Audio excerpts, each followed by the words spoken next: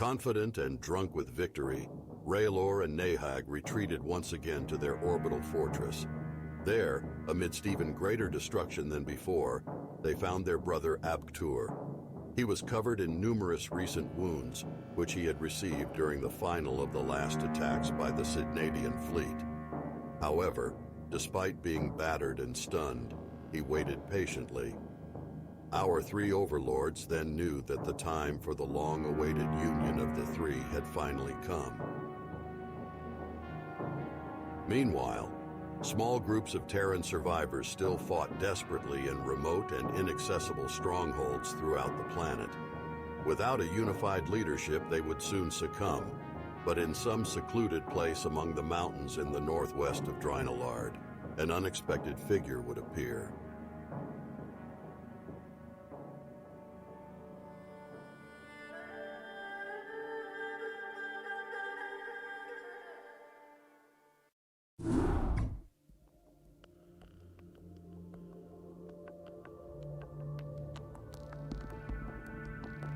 The vibrations that had been shaking the laboratory roof for several days gradually decreased in intensity and frequency until there was only silence. This seemed to announce the end of the battle that Deltron-1 knew had been taking place outside. He tried to think about his mission and whether it would still be possible to carry it out, but a heap of foreign memories from a life he had not lived convulsed his artificial mind. Deltron-1. That was his new name, or actually, the only one he had ever had.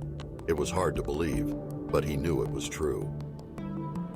He would have wanted to leave the underground facility long before to fulfill the mission assigned to him by his creator, and perhaps to also help in the defense of the city being attacked on the surface. But his design was intricate, and the mixture of deuterium and tritium that would fuel the small fusion reactor that would serve as his energy source was not yet ready. His mission and that city would have to wait a little longer. He just hoped it wouldn't be too late for both. When the mixture had been purified and the small reactor provisioned and placed in its place by the robotic arms that assisted him automatically, Deltron-1 was freed from the cables that kept him restrained. Then, the pneumatic pistons of his legs and the rough sound that the neo-steel of these made when hitting the floor, unloading his almost 2 tons of weight on it, made him quickly realize that stealth would never be his greatest virtue. And so he began to walk, slowly making his way towards the nearest exit. He remembered it, but he knew that he had never actually passed through it. Upon reaching it, he issued the command through his previously synthesized human-like voice to open it. The mechanism began to move, the gears turning and several large bolts releasing the door. At that moment, the door began to open.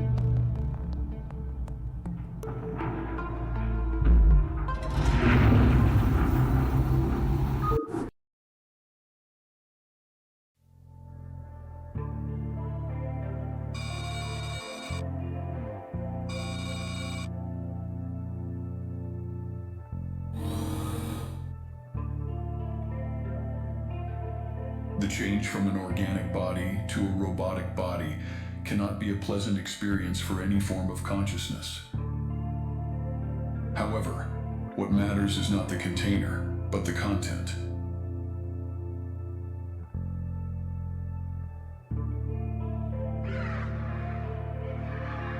It seems my predictions were correct. The Zerg creatures cannot be contained without risking a disaster of enormous proportions.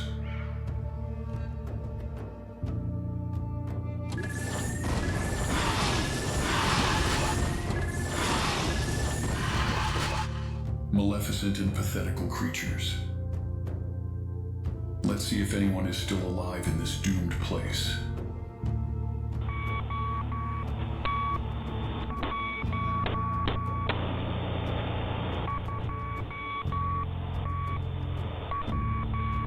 There is nothing. I'm gonna try again.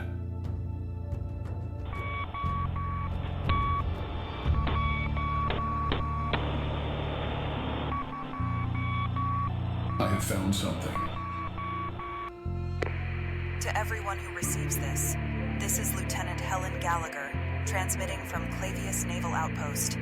We have a large supply of provisions and have fortified ourselves well. If you need shelter, we can provide it here. If you are armed, you can join us. The Federation has fallen and the Zerg have already destroyed all the major cities.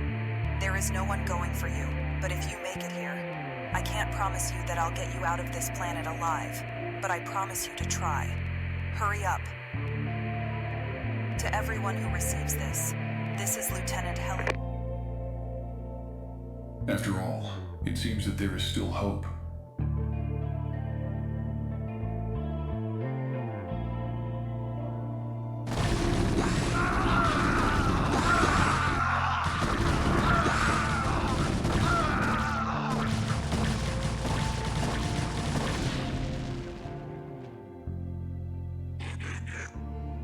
Oh, damn.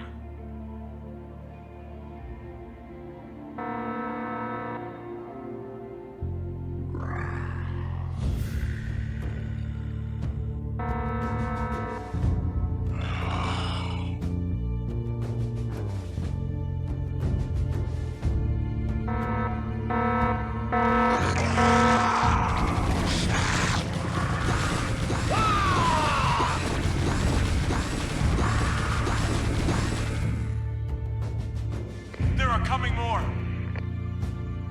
Step aside, or I can't guarantee your safety.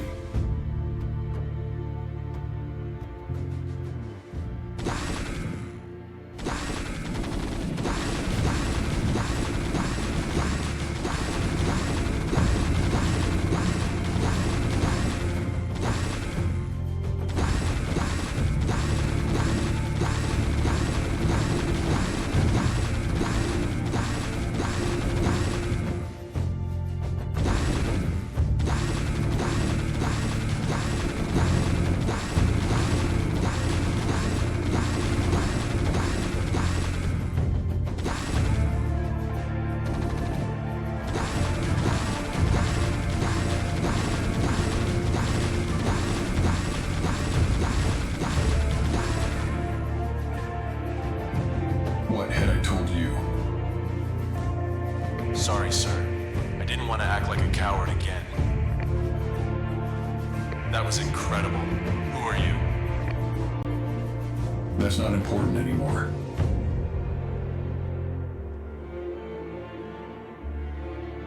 Wait! Sir, I would like to... You want to come with me? Yes, sir.